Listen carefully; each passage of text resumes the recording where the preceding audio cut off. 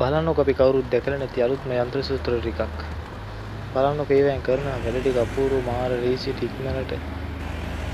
අපේ ලංකාවේ නම් මේ වගේ යන්ත්‍ර සූත්‍ර නෑ මම නම් දැකලා නෑ මේ වගේ ඒවා.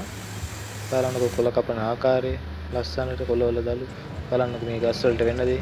අයියෝ. කොහොමද ඒ හාරන හැරිල්ල? අඩි ගානක් යටට හාරලා ගන්නවා. මේ බලන්න මේ කොහොමද ඒ කාණු කපන විදිය.